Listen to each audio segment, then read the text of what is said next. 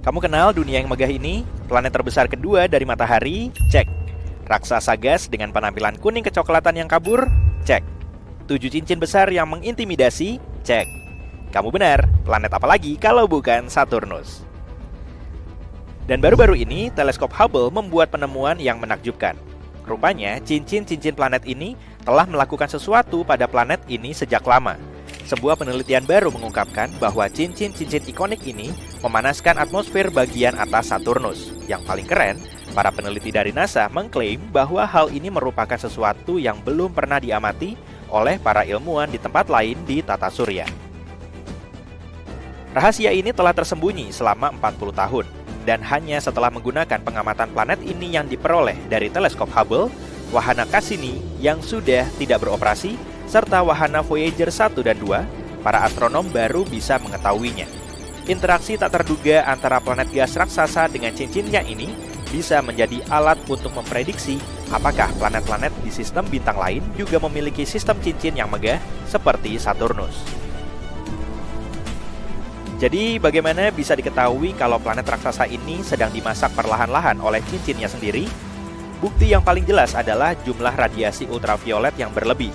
Radiasi ini bisa dilihat sebagai garis spektral hidrogen panas di atmosfer planet gas raksasa tersebut.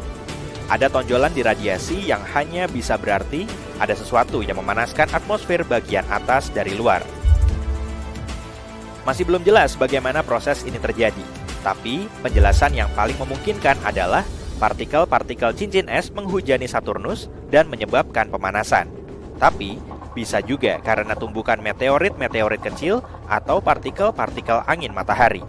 Pemanasan ini bisa jadi disebabkan oleh radiasi ultraviolet matahari atau gaya elektromagnetik yang menangkap debu bermuatan listrik.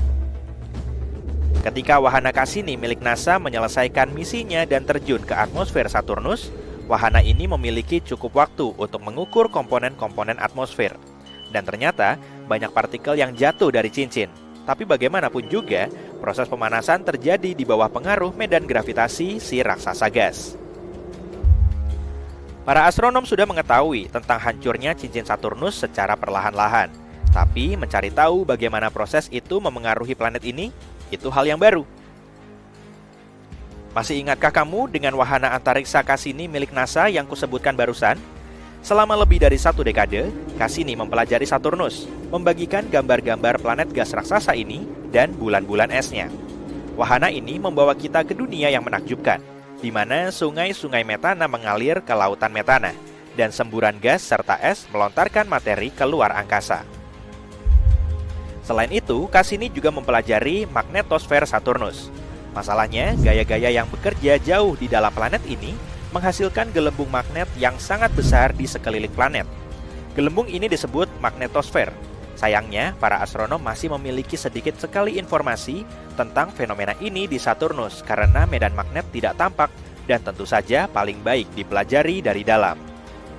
Bayangkan ini, aliran partikel bermuatan listrik berkecepatan jutaan kilometer per jam dari matahari alias angin matahari menyebar ke seluruh tata surya. Tiba-tiba, ada sesuatu yang menghalanginya. Oh, itu adalah medan magnet Saturnus. Medan magnet Saturnus melindungi planet ini, membuat partikel-partikel matahari mundur.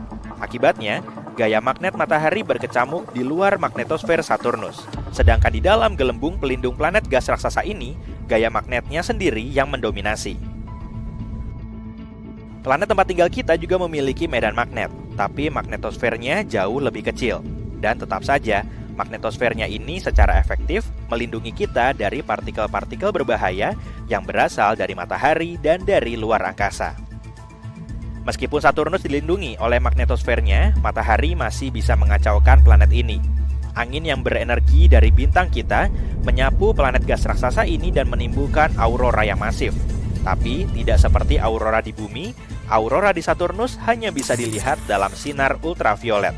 Dengan kata lain, aurora tidak terlihat dari permukaan bumi. Kita hanya bisa melihatnya jika pergi ke luar angkasa. Namun ternyata ada beberapa jenis aurora di planet gas raksasa ini. Sebagai contoh, salah satu jenisnya dipicu oleh partikel bermuatan yang berasal dari letusan gunung berapi di bulan-bulan planet ini. Dan sebagian aurora Saturnus mungkin disebabkan oleh angin kencang yang berputar-putar di atmosfer planet itu sendiri. Angin ini berhembus di ionosfer, yakni wilayah yang terletak di bawah magnetosfer. Angin yang sama mungkin bertanggung jawab atas laju rotasi planet yang bervariasi. Fenomena ini menyulitkan para ilmuwan untuk mengetahui berapa lama satu hari di planet bercincin itu berlangsung.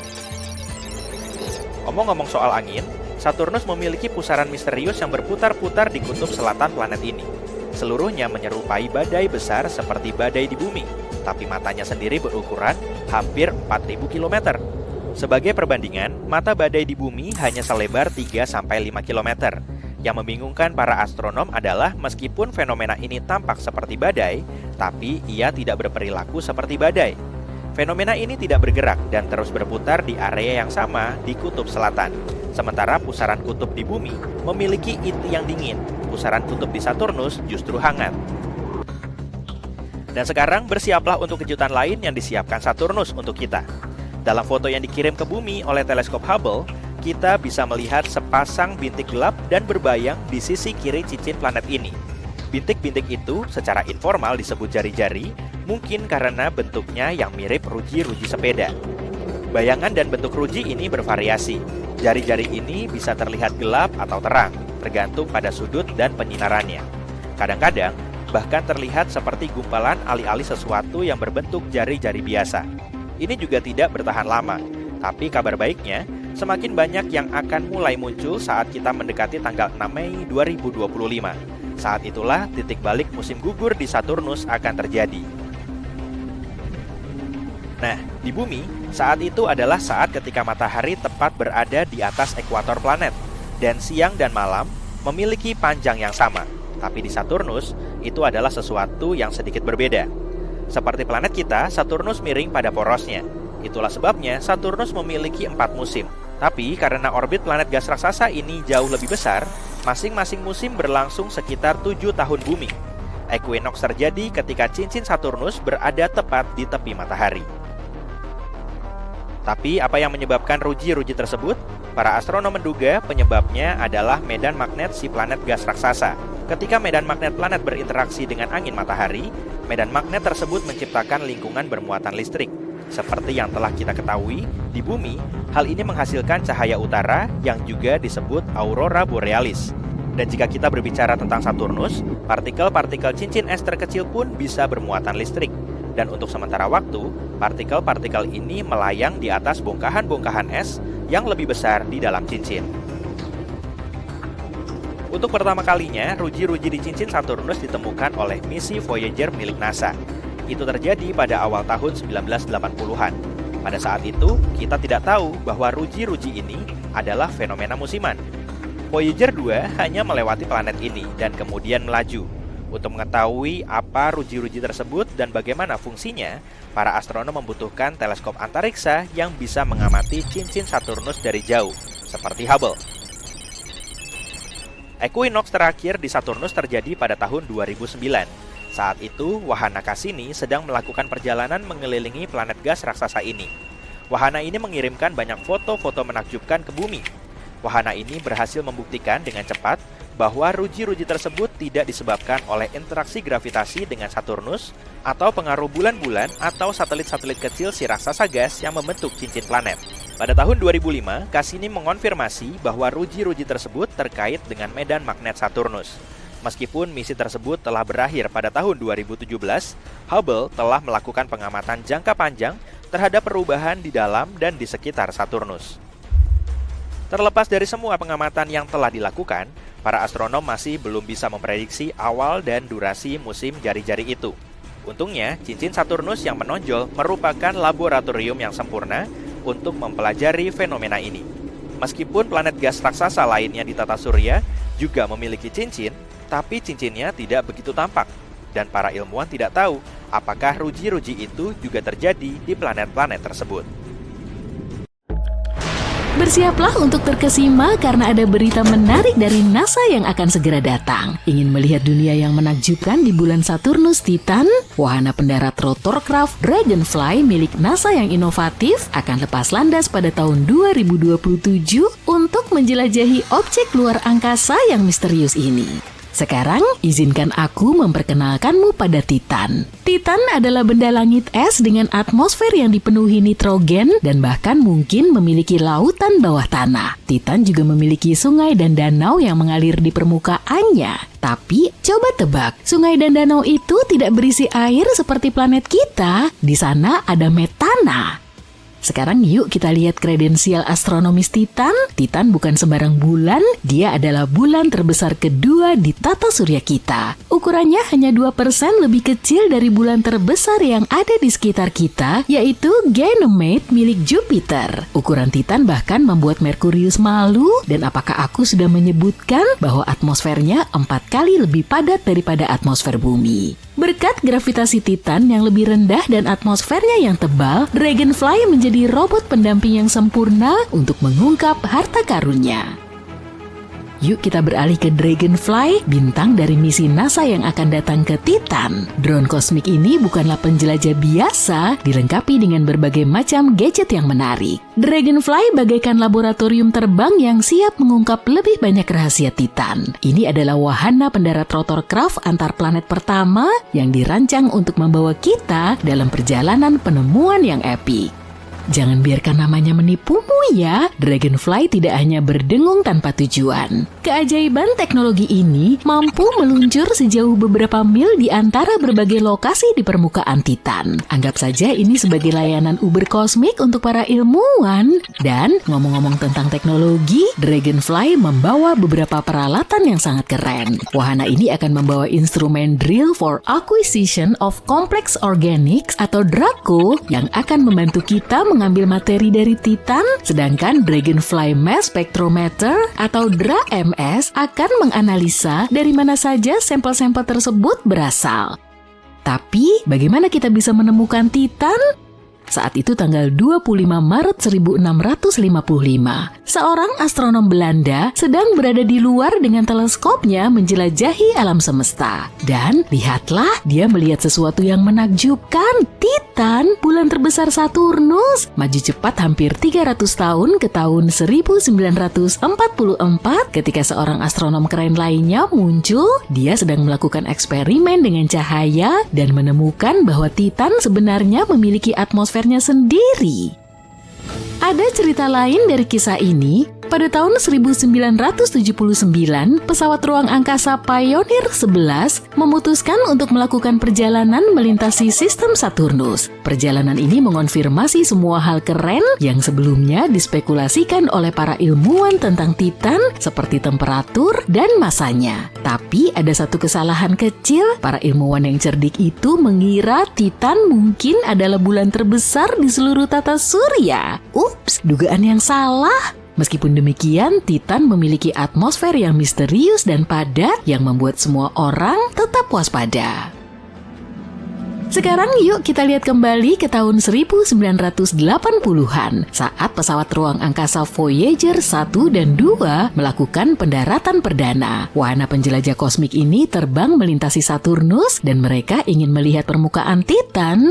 Saat itulah Titan memutuskan untuk bermain petak umpet dengan mereka. Atmosfernya yang kabur membuat mereka tidak bisa melihat apa yang terjadi di bawah sana, sehingga yang berhasil ditangkap oleh Voyager hanyalah gambar-gambar dunia berwarna oranye yang sepi. Tapi mereka melihat kabut biru yang indah di atmosfer bagian atas.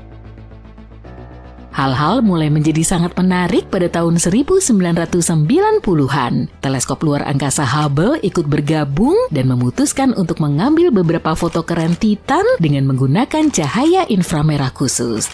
Alat canggih ini berhasil menembus kabut dan voila, foto-foto Hubble memperlihatkan area-area dengan warna yang berbeda di Titan, nyaris seperti papan catur raksasa. Kita sekarang tahu kalau di sana bahkan ada titik terang seluas Australia. Tapi terlepas dari foto-foto fantastis ini, misteri apa yang ada di balik kabut Titan masih belum terpecahkan.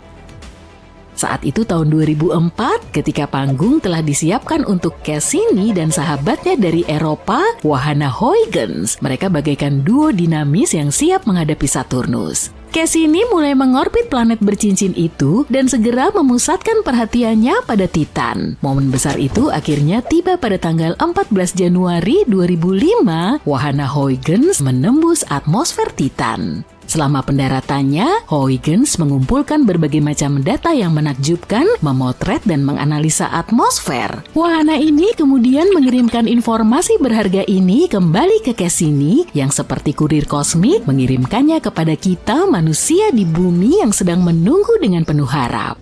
Selama 13 tahun berikutnya, Cassini terbang mendekati Titan lebih dari 100 kali menggunakan berbagai instrumen canggih untuk mengamati permukaan dan atmosfer Titan. Para ilmuwan akhirnya bisa memastikan kalau Titan memiliki awan, danau, dan sungai, serta hujan yang mengguyur permukaannya.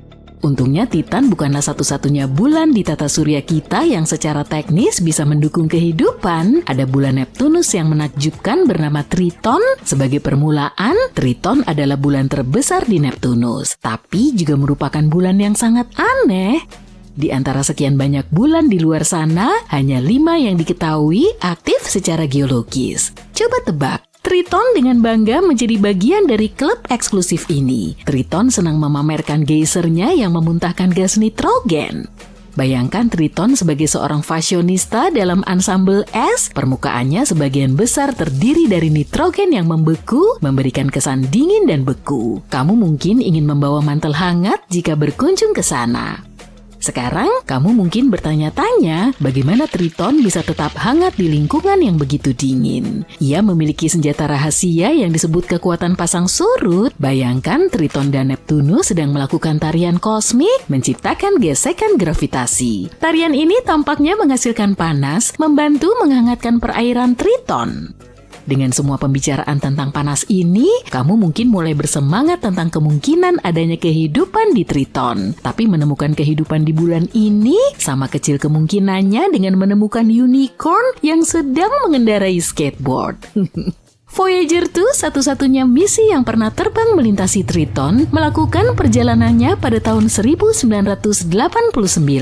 Jika kamu berharap ada misi lain ke Triton dalam waktu dekat, anggap saja bintang-bintang tidak berpihak pada kita secara harfiah. Kesempatan untuk misi ke Triton hanya terbuka sekali dalam 13 tahun. Karena planet kita dan Jupiter harus berada dalam posisi yang tepat supaya pendaratan bisa berhasil. Para ilmuwan akan memanfaatkan tarikan gravitasi planet terbesar di tata surya untuk mendaratkan wahana di Triton dengan aman.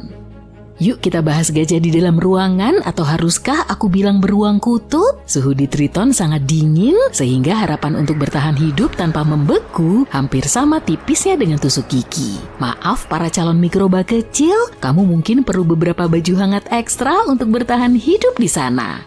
Meskipun Triton mungkin bukan tempat yang paling ramah bagi kehidupan, Triton tetaplah permata astronomis yang layak dijelajahi. Para ilmuwan juga meyakini Triton tidak selalu menjadi bagian dari kru Neptunus. Ternyata Triton kemungkinan besar hanya mengurusi urusannya sendiri, berkeliaran tanpa tujuan di sabuk Kuiper yang jauh. Lalu datanglah Neptunus dengan tarikan gravitasinya yang dahsyat dan menyambar Triton, secara resmi menjadikannya bulan. Sama seperti satelit kita yang terpercaya, Triton juga terjebak dalam pertemuan permanen dengan Neptunus. Satu sisi Triton selalu mengarahkan matanya ke planet ini. Mengenai nasib bulan yang menakjubkan ini, dalam jangka panjang tidak akan terlihat bagus. Bulan ini semakin dekat dan semakin dekat dengan Neptunus setiap harinya. Mungkin kamu bertanya-tanya, kenapa demikian? Masalahnya ada pada interaksi pasang surut yang memainkan beberapa trik kosmik pada Triton. Interaksi itu menyebabkan orbitnya melambat seperti tarian lambat menuju Neptunus. Para ilmuwan memperkirakan bahwa dalam waktu sekitar 3,6 miliar tahun, Triton akan melewati batas yang tidak terlihat. Jika perhitungan saat ini benar, ada 2 skenario yang mungkin terjadi. Triton akan bertabrakan dengan atmosfer Neptunus, atau ia akan hancur berkeping-keping. Jika yang terakhir yang terjadi, sistem cincin baru akan terbentuk di sekeliling Neptunus, seperti yang kita lihat di sekeliling Saturnus saat ini. Triton bukan satu-satunya satelit yang mungkin akan berakhir seperti ini. Phobos, salah satu bulan Mars, juga akan hancur, bahkan lebih cepat, yaitu dalam 30 hingga 50 juta tahun. Bukan cuma Saturnus yang punya cincin, Neptunus, Uranus, dan Jupiter juga punya. Yang keren meskipun Neptunus itu jauh banget, kita justru dapat penampakan cincinnya paling jelas dalam 30 tahun terakhir. Coba tuh perhatikan Uranus, planet ini punya 2 set cincin. Cincin yang di dalam ada 9, warnanya kebanyakan abu-abu gelap dan lumayan kecil. Ada 2 cincin luar, yang terluar berwarna biru, seperti salah satu cincin Saturnus, sementara yang terdalam agak merah, persis seperti cincin-cincin berdebu yang ada di tempat lain di tata surya kita. Jupiter juga nggak kalah keren loh. Cincinnya terbentuk dari partikel-partikel debu halus dan saking samarnya hanya bisa dilihat saat disinari matahari atau diamati dengan inframerah.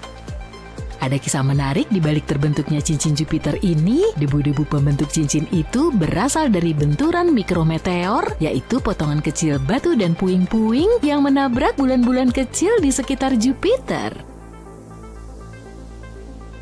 Jelas benturan itu menciptakan kekacauan dan melontarkan debu ke luar angkasa. Jupiter melihat kesempatan untuk punya cincin indah, lalu menarik debu-debu itu ke orbitnya. Partikel debu ini sangat kecil karena jika benturannya lebih besar, gravitasi akan menarik kembali potongan yang lebih besar ke permukaan bulan. Mikrometeor ini terus menabrak bulan dan menambahkan debu ke cincin-cincin ini, membuatnya selalu terlihat segar dan sedikit baru.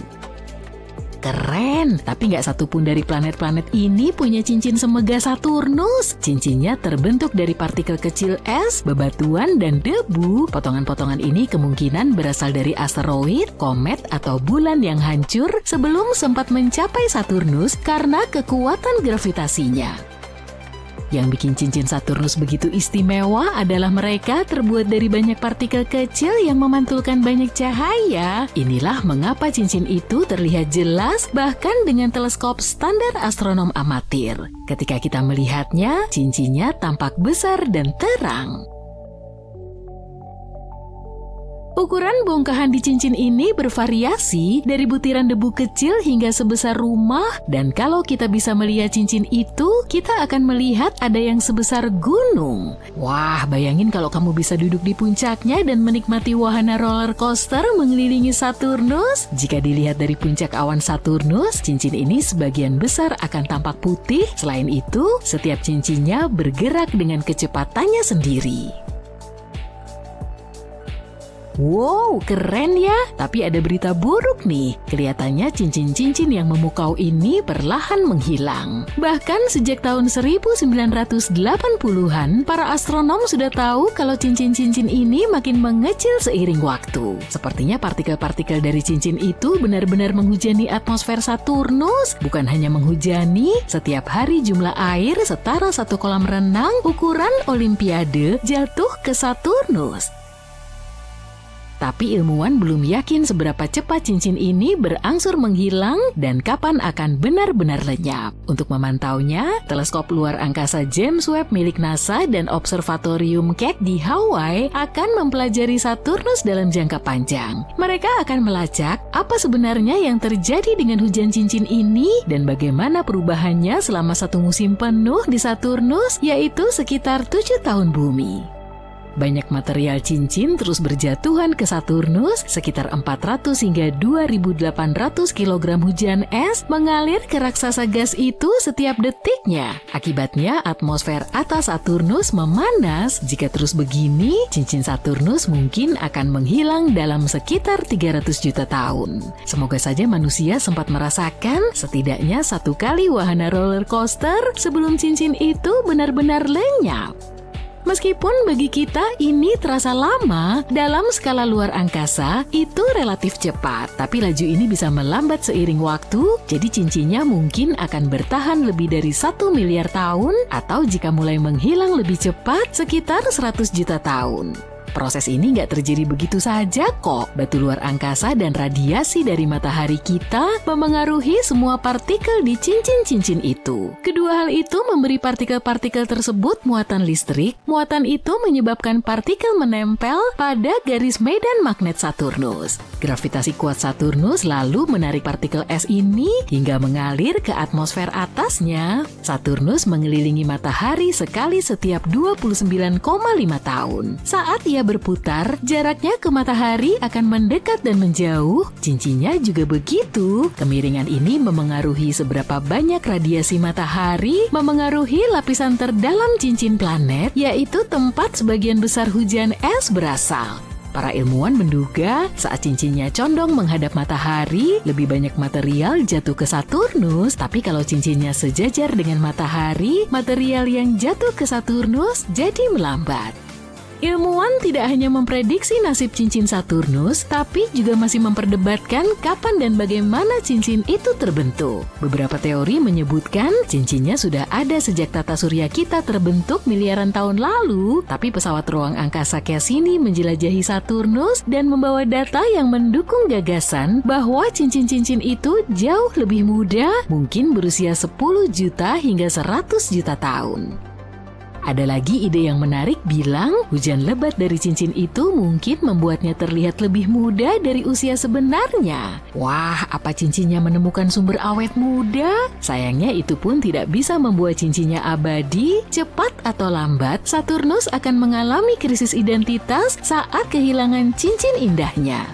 Sempat ada momen di mana tahun ini sepertinya tidak begitu bagus untuk Saturnus karena ada planet lain yang buru-buru pengen jadi juara dengan satelit terbanyak. Di bulan Februari 2023, para ilmuwan menemukan 12 bulan baru Jupiter. Alhasil Jupiter pun menyalip Saturnus jadi yang paling banyak punya bulan. Bulan-bulan ini tanpa sengaja muncul saat pencarian planet 9. Itu loh planet hipotetis yang kabarnya bersembunyi di suatu tempat di bagian luar tata surya kita.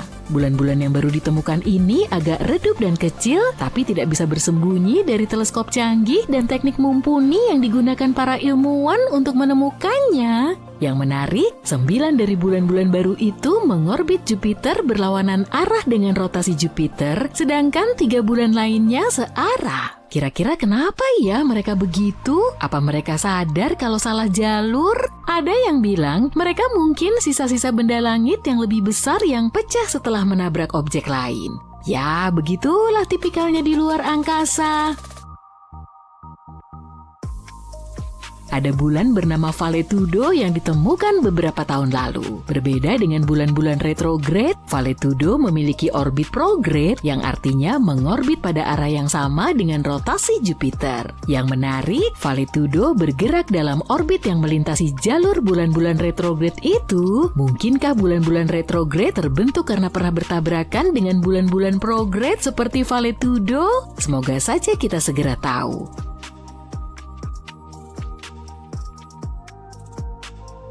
Ini sukses besar bagi Jupiter, tapi 3 bulan kemudian keadaan berubah. 62 satelit juga ditemukan mengelilingi Saturnus, artinya Saturnus kembali memimpin dengan total 145 bulan dibandingkan dengan hanya 95 bulan milik Jupiter. Para astronom menemukan bulan-bulan baru di sekitar Saturnus dengan teknik geser dan tumpuk. Teknik ini menggabungkan beberapa gambar yang digeser mengikuti pergerakan bulan, dan ini membantu memperkuat sinyal samar bulan tersebut. Begitulah cara mereka menemukan bulan-bulan yang lebih kecil dan redup sekalipun yang sebelumnya tidak terlihat dalam satu gambar, seperti yang berdiameter 2,5 kilometer. Untuk memastikan objek-objek ini adalah bulan dan bukan asteroid yang lewat, mereka melacaknya selama beberapa tahun untuk mengamati orbitnya mengelilingi Saturnus. Jadi meski Saturnus mungkin bakal kehilangan cincinnya, ternyata bulannya lebih banyak dari yang kita kira. Dan siapa tahu ada hal-hal keren lagi yang menunggu kita di sana. Perhatian, sesuatu yang sangat menarik sedang terjadi di Saturnus. Fenomena ini disebut musim jeruji. Dan tidak, planet ini tidak berubah menjadi roda gas raksasa. Mari aku ceritakan lebih lanjut tentang fenomena ini.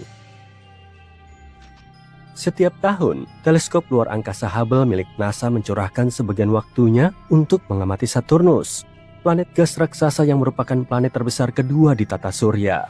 Dan benda angkasa ini selalu punya sesuatu yang baru untuk mengejutkan kita. Sebagai contoh, lihatlah salah satu foto terbaru dari planet gas raksasa ini. Lihat ruji-ruji buram itu artinya musim jeruji Saturnus sudah dimulai. Seperti planet kita, Saturnus juga miring pada porosnya. Itulah sebabnya Saturnus memiliki 4 musim. Tapi karena orbit planet gas raksasa ini jauh lebih besar, masing-masing musim berlangsung sekitar 7 tahun bumi. Ingatlah hal ini penting. Nah, hal berikutnya yang perlu kita bahas untuk memahami konsep musim jeruji yang unik di Saturnus adalah titik balik. Di bumi, equinox adalah momen ketika matahari tepat berada di atas ekuator planet, saat siang dan malam memiliki panjang yang sama. Tapi di Saturnus ada yang sedikit berbeda. Equinox terjadi ketika cincin Saturnus berada tepat sejajar matahari. Meskipun equinox di Saturnus terjadi setiap musim semi dan musim gugur, sama seperti di planet kita, equinox di Saturnus sangat jarang terjadi, yaitu sekitar sekali dalam 15 tahun di bumi. Karena itu para astronom sangat antusias menyambut peristiwa ini. Sekarang lihat, ada 2 ruji buram pada cincin ini, disebut cincin B, di sebelah kiri gambar. Ruji-ruji ini menyerupai jeruji pada sepeda. Warna dan bentuk ruji-ruji bervariasi. Ruji-ruji ini bisa terlihat gelap atau terang, tergantung pada sudut dan penyinarannya. Kadang-kadang ruji-ruji ini terlihat seperti gumpalan daripada sesuatu dengan bentuk jari-jari radial biasa. Ini juga tidak bertahan lama, tapi semakin banyak yang akan mulai muncul mendekati tanggal 6 Mei 2025. Saat itulah titik balik musim gugur di Saturnus akan terjadi. Tapi apa yang menyebabkan ruji-ruji tersebut? Para astronom menduga penyebabnya adalah medan magnet si planet gas raksasa. Ketika medan magnet planet berinteraksi dengan angin matahari, medan magnet itu menciptakan lingkungan bermuatan listrik. Di bumi hal ini menghasilkan cahaya utara yang juga disebut aurora borealis. Dan jika kita berbicara tentang Saturnus, partikel-partikel cincin es yang paling kecil pun bisa bermuatan listrik. Dan untuk sementara waktu, partikel-partikel ini melayang-layang di atas bongkahan-bongkahan es yang lebih besar di dalam cincin Saturnus. Untuk pertama kalinya, ruji-ruji di cincin Saturnus ditemukan oleh misi Voyager milik NASA. Itu terjadi pada awal tahun 1980-an. Pada saat itu kita tidak tahu bahwa ruji-ruji ini adalah fenomena musiman. Voyager 2 hanya melewati planet ini dan kemudian melaju. Untuk mengetahui apa itu ruji-ruji tersebut dan bagaimana fungsinya, para astronom membutuhkan teleskop ruang angkasa yang bisa mengamati cincin Saturnus dari jauh, seperti Hubble. Equinox terakhir di Saturnus terjadi pada tahun 2009. Saat itu wahana antariksa Cassini milik NASA sedang mengitari planet gas raksasa ini. Wahana ini mengirimkan banyak foto-foto menakjubkan ke bumi. Dengan cepat terbukti bahwa jari-jari itu tidak disebabkan oleh interaksi gravitasi dengan Saturnus atau pengaruh bulan-bulan raksasa gas atau bulan-bulan kecil yang membentuk cincin planet ini. Pada tahun 2005, Cassini mengonfirmasi kalau ruji-ruji tersebut terkait dengan medan magnet Saturnus. Misi tersebut selesai pada tahun 2017. Kini Hubble terus memantau perubahan yang terjadi di dalam dan di sekitar Saturnus dalam jangka panjang. Terlepas dari semua pengamatan yang telah dilakukan, para astronom masih belum bisa memprediksi awal dan durasi musim jeruji ini. Untungnya cincin Saturnus yang mencolok itu merupakan laboratorium yang sempurna untuk mempelajari fenomena ini. Meskipun planet gas raksasa lainnya di tata surya juga memiliki cincin, tapi cincinnya tidak begitu tampak. Dan para ilmuwan tidak tahu apakah ruji-ruji juga ada di planet-planet tersebut. Tapi ruji-ruji ini bukan satu-satunya fenomena ruang angkasa yang menarik. Tata surya adalah tempat yang menarik, itulah sebabnya. Jika kamu berdiri di khatulistiwa Mars tanpa alas kaki, kakimu tidak akan kedinginan. Suhu di sana akan terasa seperti di musim semi yang cerah, tapi kamu harus memakai topi. Di ketinggian kepala, suhu akan terasa sangat dingin. Venus berputar lebih lambat dibanding planet-planet lain di tata surya dan matahari. Salah satu penjelasan yang dikemukakan para astronom adalah tabrakan dengan benda padat, misalnya asteroid yang terjadi di masa lalu.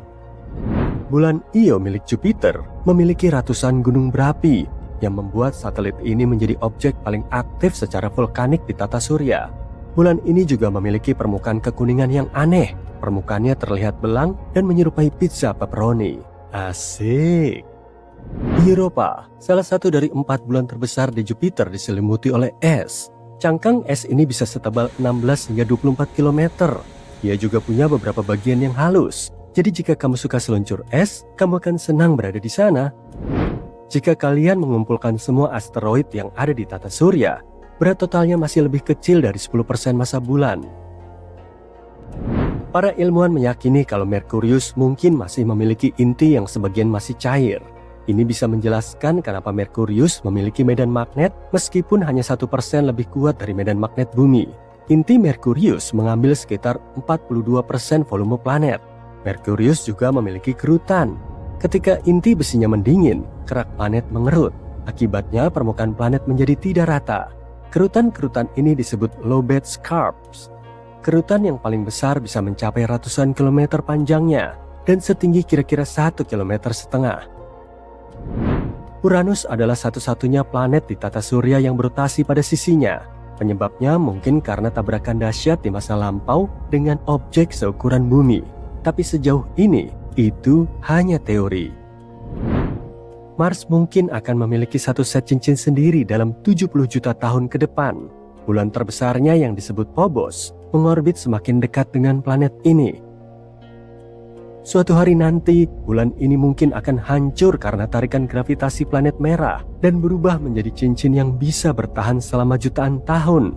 Aku tidak akan ada lagi saat itu, jadi aku percaya saja dengan apa yang mereka katakan. Para ilmuwan menduga permukaan bulan memiliki lebih banyak kawah daripada bumi karena tidak banyak aktivitas alami yang terjadi. Angin, hujan, gempa bumi, dan erosi terus mengubah permukaan planet kita. Tapi bulan hampir tidak memiliki cuaca yang bisa mengubah penampakannya. Saturnus adalah planet yang paling pipih di tata surya. Saturnus memipih di kutubnya, dan titik manapun di area khatulistiwanya berjarak sekitar 6.400 km lebih jauh dari pusat planet daripada kutubnya. Teleskop Hubble memiliki berat hampir seberat 2 ekor gajah jantan Afrika dan panjangnya sama dengan bus sekolah. Kayaknya seru kalau nonton peluncurannya. 2 gajah di dalam bus sekolah. Teleskop ini telah melakukan hampir 1,5 juta pengamatan sejak diluncurkan pada tahun 1990. Para astronom telah menggunakan data ini untuk menulis sekitar 15.000 karya ilmiah. Segala sesuatu di bumi dan segala sesuatu yang bisa dilihat manusia di ruang angkasa dengan bantuan teleskop adalah materi normal. Materi ini tersusun dari atom dan molekul dan jumlahnya kurang dari 5% dari seluruh materi di alam semesta. Hampir 68% alam semesta adalah energi gelap. Dan 27% sisanya adalah materi gelap. Apakah itu benar-benar penting? Faktanya memang penting. Saturnus memiliki pusaran misterius yang berputar-putar di atas kutub selatan planet ini. Seluruhnya menyerupai badai yang sangat besar berukuran hampir 8.000 km. Diameternya 2/3 diameter bumi. Yang membingungkan para astronom adalah meskipun fenomena ini tampak seperti badai, tapi ia tidak berperilaku seperti badai.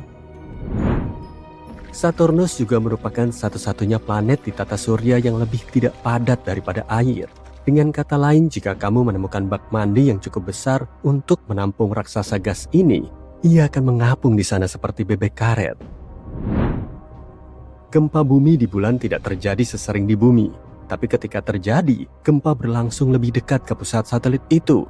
Para ilmuwan menduga gempa bulan mungkin disebabkan oleh gravitasi bumi dan matahari. Salah satu bulan Saturnus, Iapetus, memiliki 2 warna yang aneh. Perbedaan antara kedua belahan bulan ini sangat besar. Salah satunya terang dan yang lainnya gelap. Para ilmuwan belum bisa memecahkan misteri ini. Satu-satunya sabuk asteroid di tata surya yang diketahui para astronom berada di antara Mars dan Jupiter. Ada ribuan asteroid di area ini. Asteroid-asteroid itu berbentuk benda padat tak beraturan dengan ukuran yang berbeda-beda, tapi semuanya berukuran lebih kecil dari planet. Para ilmuwan telah menganalisis kandungan kimiawi beberapa meteorit yang ditemukan di Gurun Sahara, Antartika, dan tempat lainnya. Sebagian batu-batu itu ternyata berasal dari Mars. Sebagian lagi berasal dari bulan atau sabuk asteroid antara Mars dan Jupiter. Wow, batu-batu luar angkasa. ruang angkasa keren ya. Ilmuwan kita sudah terlalu ngotot untuk mencari bukti kehidupan di Mars saja, padahal planet lain pun ada loh yang bisa dieksplorasi. Jaraknya terjauh ke-6 dari matahari dan ukurannya terbesar kedua di tata surya kita. Bisa kamu lihat planet bongsor di belakang Jupiter itu? Bener banget, Saturnus, atau sering juga disebut sebagai permata tata surya.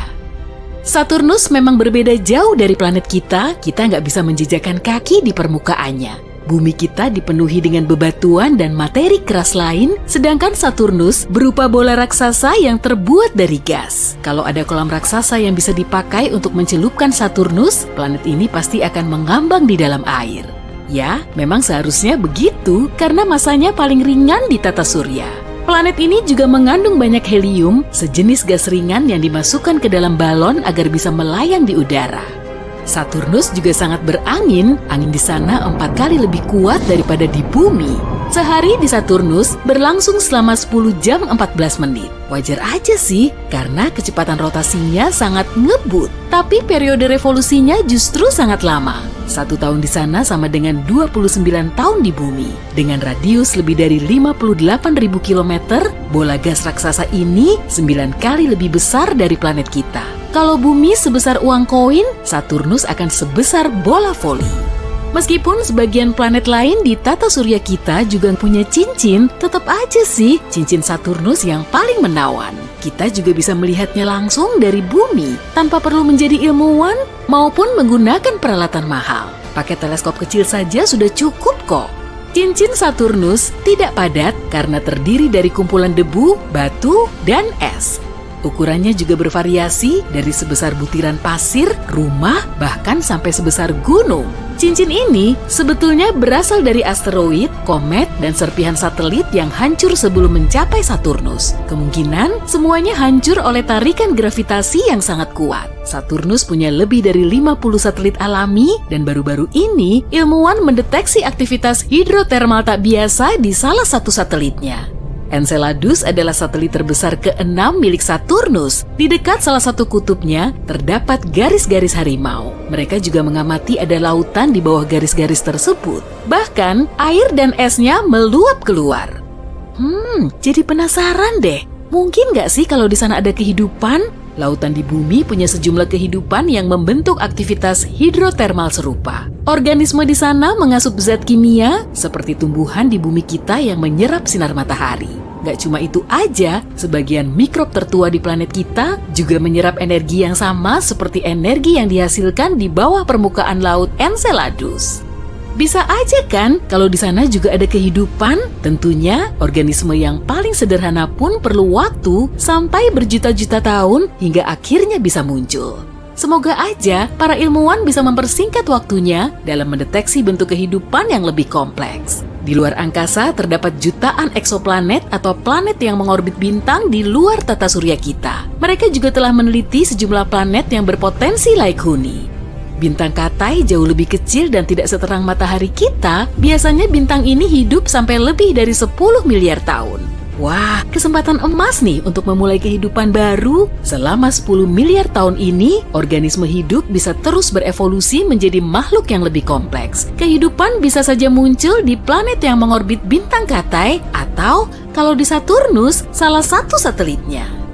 Gliese 876b mengorbit bintang Katai merah Gliese 876. Planet ini memang sangat misterius, tapi kita dapat sedikit bocoran dari para ilmuwan. Menurut asumsi mereka, benda kosmik ini berupa gas raksasa dan semua permukaannya tidak padat. Mereka yakin kalau atmosfernya juga tidak berawan, tapi kemungkinan di sana terdapat air dalam bentuk cair. T-Garden B mengorbit bintang Katai merah yang berjarak 12 tahun cahaya dari tata surya kita. Masanya sedikit lebih berat dari planet kita. Para ilmuwan meyakini permukaannya berbatu. Kala rotasinya selama 5 hari, jadi bisa dibilang 1 tahun di T-Garden B tidak sampai 1 minggu di bumi. Di suatu tempat nun jauh di sana, terdapat satu planet yang berpotensi laik huni. Namanya Kepler 1638b. Jaraknya sejauh 3.000 tahun cahaya dari bumi dan berada di konstelasi Sinus. Planet ini 4 kali lebih berat dan 2 kali lebih besar dari Bumi. Untuk mengorbit bintangnya, planet ini memerlukan waktu selama hampir 260 hari. Karena gaya gravitasinya lebih kuat daripada di Bumi, kita akan kesulitan kalau mau melompat di atas permukaannya. Ada juga Kepler lain yang bernama Kepler 62e. Planet ini berukuran 1,5 kalinya Bumi. Para ilmuwan yakin kalau Kepler yang satu ini punya atmosfer hangat, lembab, dan ramah. Langitnya juga penuh dengan awan, jaraknya sejauh 1.200 tahun cahaya dari Bumi. Untuk mengorbit bintang katai merahnya, planet ini perlu waktu selama 122 hari. Planet tetangganya, Kepler 62f, juga berpotensi Laikuni. Ukurannya 40% lebih besar dari Bumi, dan menurut perkiraan para ilmuwan, planet ini juga dipenuhi dengan air. Lautan di sana dihuni oleh banyak organisme menawan dalam berbagai ukuran. Jadi, kemungkinan Kepler 62f menyimpan banyak makhluk hidup unik, atau seenggaknya berpotensi mampu mengembangkan kehidupan. Meski planet ini Laikuni, tidak serta-merta sudah ada kehidupan di permukaannya, hanya saja kondisinya sangat cocok untuk melangsungkan kehidupan. Planet LHS 1140b berada di zona yang berpotensi Laikuni. Gak seperti tetangganya yang dipenuhi gas, planet ini padat dan lumayan berbatu. Radiusnya 60% lebih besar dari Bumi dan masanya 7 kali lipatnya. LHS 1140b termasuk planet terpadat yang ada di angkasa luar. Karena masanya sangat besar, atmosfer di sana juga pasti pekat. Plusnya lagi, gravitasi di permukaannya jauh lebih kuat daripada gravitasi di Bumi. Makanya, planet ini sulit ditapaki. Oke, kita beralih ke TRAPPIST-1, katai super keren yang menghuni konstelasi Aquarius. Jaraknya sekitar 39 tahun cahaya dari kita, dan planet berbatu sebesar 7 kalinya Bumi ini mengorbit bintangnya di zona Laikuni. Semua planet ini kemungkinan mengandung air, dan suhunya kurang lebih mirip dengan suhu di Bumi. Gravitasi bulan cuma 16%-nya gravitasi Bumi, karena itulah astronot kesulitan mengendalikan geraknya saat melayang di atas satelit alami kita ini. Tapi, kalau gravitasi di planet-planet TRAPPIST-1 lain lagi, saat berada di permukaannya, kemungkinan kamu akan merasa nyaman. Ada Kepler lagi nih, lebih tepatnya Kepler 452b. Planet berbatu ini 60% lebih besar dari Bumi. Bintang induknya juga mirip dengan matahari kita, dan planet ini sebetulnya telah menghuni zona Laikuni selama sekitar 6 miliar tahun. Sedangkan Bumi baru selama 4,5 miliar tahun. Kepler 452b mengorbit Kepler 452 selama 385 hari. Meski suhunya sama dengan matahari kita, bintang ini 20% lebih terang. Seluruh sistemnya sangat jauh dari tata surya kita. Kalau mau terbang ke sana, siapin waktumu selama 28 juta tahun ya. Selanjutnya, ada KOE 7711.01. Benda kosmik yang bikin penasaran ini berjarak 1.700 tahun cahaya dari kita. Ukurannya cuma 30% lebih besar dari Bumi. Intensitas panas yang diterimanya juga hampir sama dengan panas matahari yang diterima Bumi. Suatu saat nanti, manusia akan berkoloni di galaksi. Kita juga mungkin akan mencari planet lain sebagai tempat tinggal yang baru. Pastinya kita harus menempuh perjalanan yang sangat panjang. Bisa aja kan, kita juga akan mencapai Proxima Centauri. Bintang terdekat Bumi ini punya sejumlah planet yang mungkin bisa kita huni. Sama seperti Proxima Centauri b. Jaraknya kelihatannya nggak terlalu jauh, cuma sekitar 4 tahun cahaya dari Bumi, tapi sebetulnya sih jauh banget. Bisa memakan waktu sampai 6.300 tahun untuk sampai ke tujuan. Itu pun dengan teknologi canggih yang dipakai di zaman now.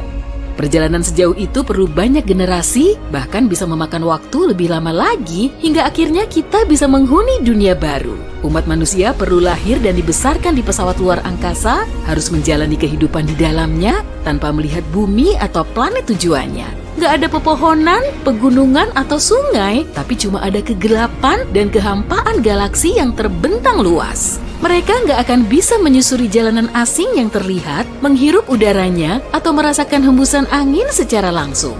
Tempat yang bisa mereka jelajahi hanyalah planet tujuan di hadapan mereka. Perjalanan ini pasti akan sangat sulit, namun akan membuahkan hasil yang manis kok. Kalau manusia berhasil membangun dunia nan indah seperti bumi kita. Kira-kira akan terwujud nggak ya? Biar waktu yang menjawabnya. Sekarang ini Enceladus bulan es Saturnus dianggap sebagai salah satu tempat yang paling menjanjikan untuk mencari kehidupan di luar bumi.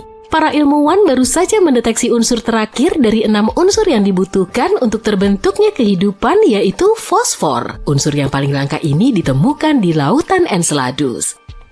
Unsur langka ini membantu menyuburkan tanah di bumi, tapi kadar mineral ini di lautan tersembunyi di bulan yang jauh itu kemungkinan 100-1000 kali lebih tinggi dibanding di lautan bumi. Ini mungkin karena lautan di Enceladus kaya akan karbonat mirip dengan air soda, dan air soda ini kemungkinan melarutkan fosfat di dalam batuan di Enceladus. Penemuan baru ini juga menandakan kalau di bulan es Saturnus lainnya seperti Titan, airnya juga mungkin mengandung fosfor. Kenapa para ilmuwan sangat antusias dengan mineral ini? Itu karena fosfat, senyawa yang mengandung fosfor yang merupakan komponen penting bagi kehidupan di bumi. DNA, RNA, dan membran sel mengandung fosfor, tapi di antara 6 unsur yang dibutuhkan untuk kehidupan, yaitu karbon, hidrogen, nitrogen, oksigen, fosfor, dan belerang, fosfor menjadi yang paling jarang ditemukan. Pada tahun 2004, wahana Cassini memasuki debu dari cincin terluar kedua Saturnus yang disebut cincin E. Cincin ini terdiri dari butiran-butiran es yang dilontarkan Enceladus. Dan ketika mempelajari butiran-butiran es ini menggunakan Cosmic Dust Analyzer milik Cassini, para peneliti berhasil mendeteksi fosfor. Enceladus adalah bulan terbesar ke-6 Saturnus. Ukurannya tidak terlalu besar, hanya berdiameter 505 km. Ukurannya cukup kecil untuk muat di Arizona. Kita harus mencobanya nih sekali-sekali. Yang menarik, ketika wahana Cassini pertama kali tiba di Saturnus, para astronom menduga Enceladus hanyalah bola es yang membeku. Tapi kemudian, kejutan, para astronom melihat kumpulan partikel es dan uap air menyembur dari geyser di permukaan bulan ini. Jelas bahwa ada lautan luas di antara inti berbatu dan cangkang esnya. Para peneliti yang sama sebelumnya mendeteksi bahwa bulan Saturnus juga merupakan rumah bagi molekul organik yang kompleks. Awalnya para ilmuwan menduga fosfat bisa terperangkap di dalam inti batuan Enceladus dan benda langit serupa. Karena itu, hasil penelitian terbaru yang mengisyaratkan banyaknya fosfat di lautannya sangatlah mengejutkan. Para peneliti mengamati 305 butir es dari cincin es Saturnus dan mendapati 9 di antaranya mengandung fosfat. Hasil ini sangat jelas dan tidak diragukan. Ini sangat penting karena beberapa waktu lalu, fosfin, sebuah senyawa hidrogen dan fosfor, diyakini ada di awan Venus, tapi belum ada yang berhasil menemukan bukti untuk mendukung teori ini. Sedangkan di Enceladus, ini tidak ada perdebatan dan fosfat benar ada di sana. Para astronom menganggap Europa sebagai salah satu tempat paling menjanjikan di tata surya untuk mencari bentuk kehidupan baru. Hal ini karena Europa memiliki lautan air asin yang sangat luas dengan kedalaman 64 hingga 161 km. Iya, lautan ini tersembunyi di bawah lapisan es yang diperkirakan setebal 16-32 km. Tapi Europa masih berpotensi untuk dihuni. Para astronom menyatakan ada semburan air yang keluar dari celah-celah lapisan es dan melepaskan isi lautan bulan ini ke angkasa. Tentu saja akan sangat sulit bagi misi pencarian kehidupan untuk mengakses area sedalam itu. Sisi baiknya, para ilmuwan telah memiliki beberapa bukti adanya kolam yang jauh lebih dangkal yang mungkin berada lebih dekat dengan permukaan Europa. Kolam-kolam itu mungkin berada kurang dari 1,6 km di bawah es. Ada 2 hal menarik dari temuan ini. Pertama, ini memperkuat kemungkinan adanya kehidupan di Europa. Dan kedua, jika memang benar, ini akan mempermudah misi-misi di masa depan untuk menemukan kehidupan jika memang ada. Selanjutnya ada Titan, bulan terbesar Saturnus. Ukurannya lebih kecil dan gravitasinya lebih lemah dari bumi, tapi ia masih mengingatkan kita pada planet kita. Seperti halnya di bumi, nitrogen mendominasi atmosfernya. Titan adalah satu-satunya tempat di tata surya yang juga memiliki danau dan sungai. Badan-badan air ini tersusun dari hidrokarbon, metana, dan etana. Ada juga lautan air di bawah permukaan. Tapi letaknya sangat dalam dan belum ada yang tahu apakah lautan ini bersentuhan dengan sesuatu dari permukaan. Jika iya, air di lautan ini bisa menjadi penyokong kehidupan setelah bercampur dengan unsur kimia yang kompleks di permukaan. Tapi Enceladus dan bulan-bulan es lainnya bukanlah satu-satunya tempat di tata surya yang mungkin bisa atau pernah dihuni kehidupan. Pada tahun 2003, Mars Express, wahana antariksa yang diluncurkan oleh Badan Antariksa Eropa, menemukan metana di atmosfer Mars. Di planet kita, sebagian besar gas metana di atmosfer dihasilkan oleh makhluk hidup, misalnya oleh ternak yang mencerna makanan dan mengeluarkan gas. Akan tetapi para ilmuwan menduga metana di atmosfer Mars relatif stabil selama sekitar 300 tahun. Lalu pada tahun 2006, metana hampir seluruhnya lenyap dari planet merah. Dan itu terjadi 600 kali lebih cepat dari model yang diperhitungkan para peneliti. Pertanyaannya, apa atau siapa sih yang menghasilkan gas ini dan kemana perginya? Misteri Mars lainnya adalah mikroba yang mungkin tertidur di bawah permukaan Mars. Di sana mereka mungkin terlindung dari radiasi ganas yang berasal dari luar angkasa selama jutaan tahun. Para ilmuwan menyimulasikan kondisi di Mars di laboratorium untuk memeriksa apakah hal itu mungkin terjadi. Dan mereka takjub saat mengetahui bakteri bisa dengan mudah bertahan hidup dalam kondisi seperti itu selama 280 juta tahun. Wah, umur yang sangat panjang. Artinya jika memang ada kehidupan di Mars, kita bisa menemukan buktinya di bawah permukaannya dengan mengebor tanah planet ini. Saat ini tidak ada air yang mengalir di Mars dan sel atau spora akan mengering. Ditambah lagi suhu permukaan Mars mirip dengan suhu es kering. Dengan kata lain, Mars benar-benar membeku. Tapi mungkin ada 6 jenis bakteri dan jamur yang hidup di bawah tanah di planet merah. Jenis yang paling mungkin ditemukan dijuluki konensi bakteri karena sifatnya yang tangguh. Tapi hanya waktu yang bisa membuktikannya. Jika tidak menemukan kehidupan di luar bumi di tata surya, kita mungkin bisa mencarinya di eksoplanet, sebutan untuk planet di luar tata surya. Beberapa di antaranya tampak sangat menjanjikan loh. Eksoplanet yang paling dekat dengan bumi adalah Proxima Centauri b, jaraknya hanya 4,2 tahun cahaya dari bumi. Baru-baru ini para astronom mendapati bahwa planet ini lebih mirip bumi daripada dugaan awal. Ukurannya hanya 17% lebih besar dari planet tempat tinggal kita. Planet ini mengorbit bintang yang lebih redup dan lebih kecil daripada matahari. Proxima Centauri b berada di tengah-tengah zona layak huni bintangnya. Artinya ada kemungkinan air dalam wujud cair dan kehidupan ada di planet ini. Tampaknya eksoplanet ini terkunci pasang surut dengan bintang induknya karena hanya salah satu sisinya yang menghadap ke arah bintang dan sisi lainnya selalu berada dalam kegelapan. Para ilmuwan belum mengetahui apakah planet ini memiliki atmosfer. Planet ini berada sangat dekat dengan bintangnya dan menyelesaikan satu kali orbit dalam waktu 11 hari bumi. Radiasi dari bintangnya mungkin menarik udara di planet tersebut. Jika demikian, Proxima Centauri b kemungkinan besar tidak memiliki air dalam wujud cair di permukaannya.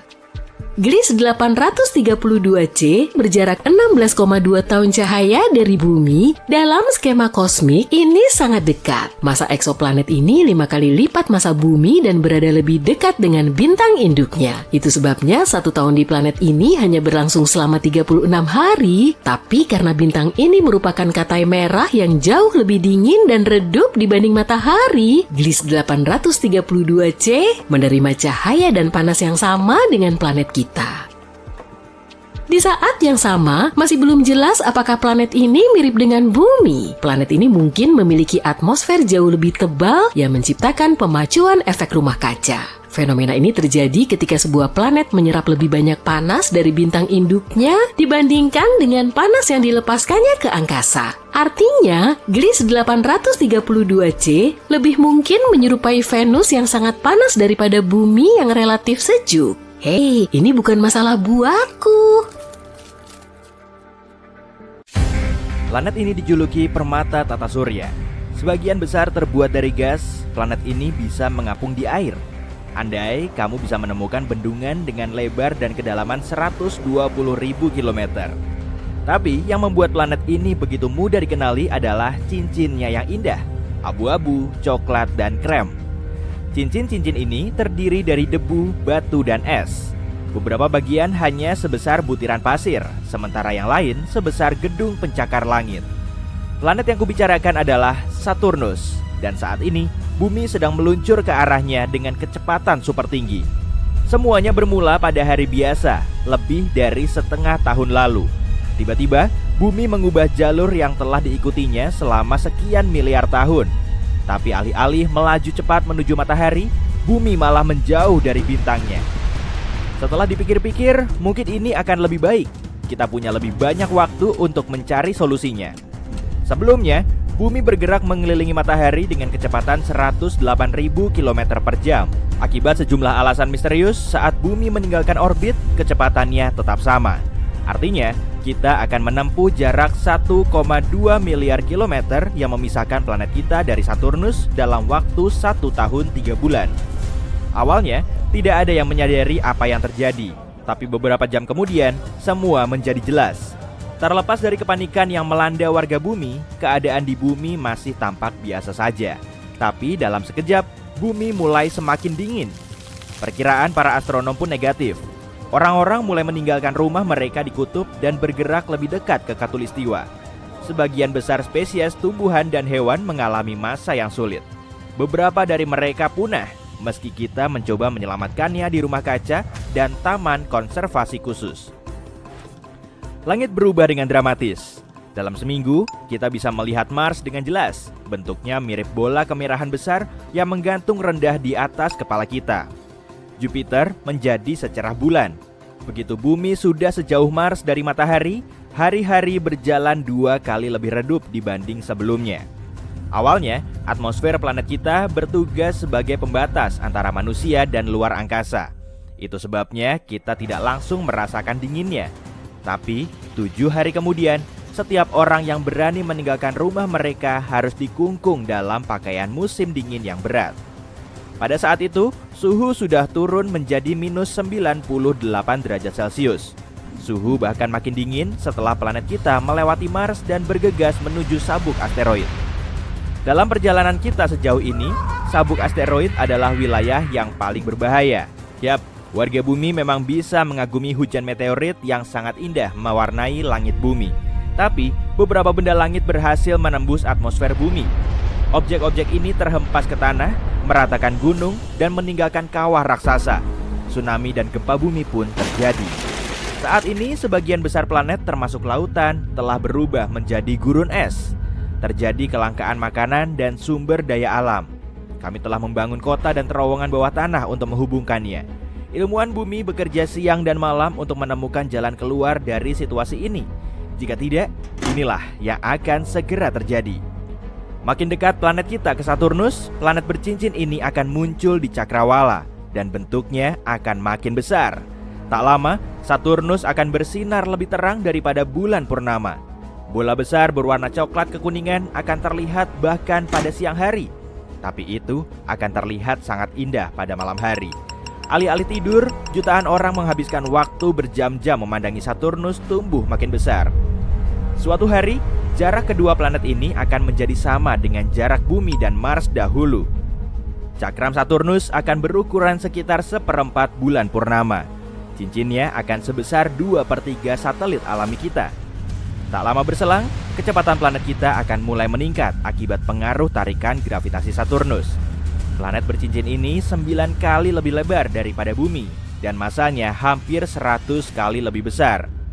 Itulah sebabnya, alih-alih bergerak dengan kecepatan 46 km per detik, kita akan melesat di luar angkasa dengan kecepatan hampir 64 km per detik.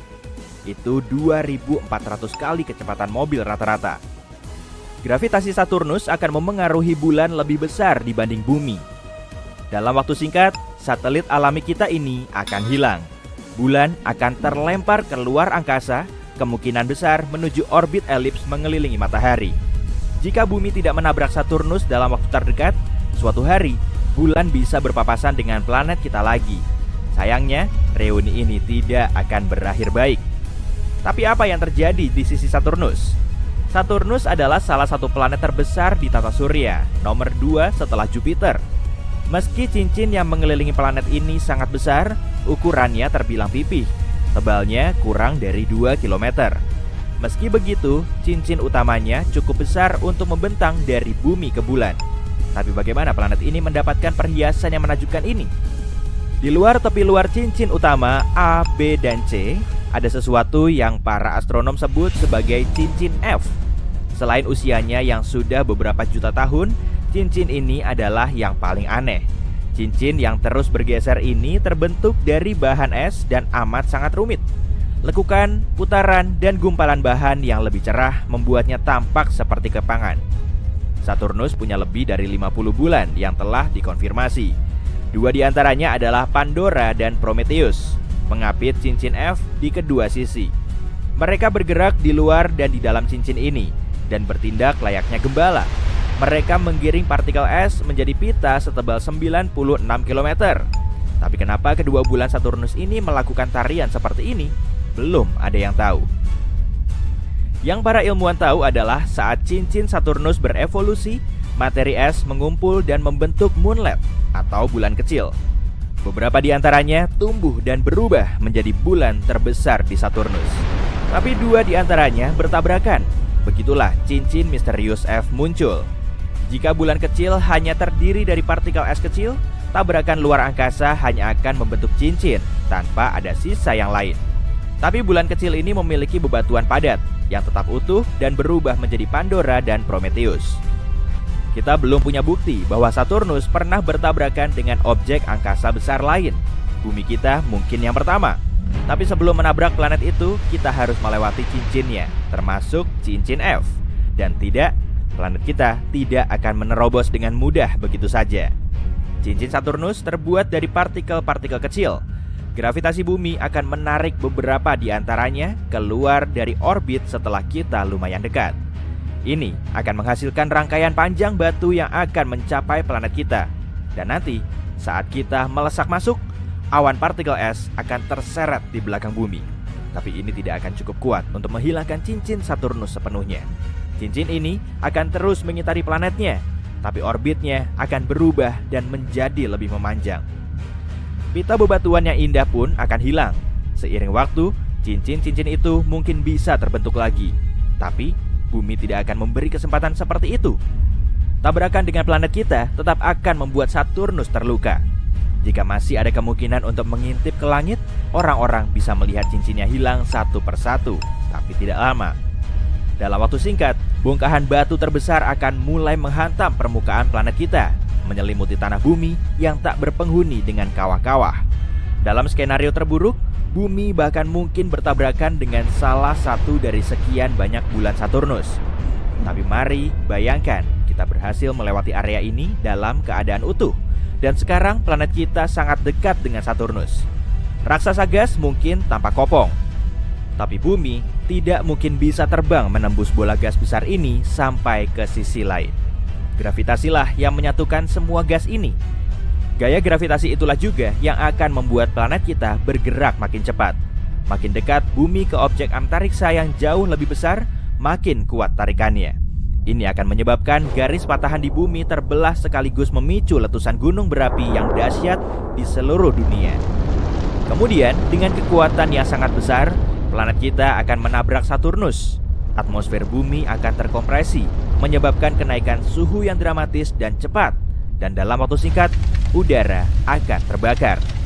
Para ilmuwan mengklaim bahwa inti Saturnus padat, terdiri dari besi dan nikel, dan dikelilingi oleh lapisan berbatu. Tapi kita tidak akan pernah sampai ke sana. Bumi akan terbakar di atmosfer planet yang lebih besar ini setelah benar-benar terkoyak. Dunia biru hijau kita yang indah akan berubah menjadi miliaran triliun ton bebatuan yang menguap. Malangnya, mungkin bumi akan menjadi cincin Saturnus baru, menggantikan cincin yang dirusaknya. Kedengarannya memang seram. Ya, kita tidak bisa menyelamatkan bumi dari Saturnus, tapi itu hanya andai-andai yang berujung buruk. Jadi, sebelum perlu melakukan upaya seberat itu, mari selamatkan bumi dari ancaman yang sudah di depan mata. Misalnya, perubahan iklim.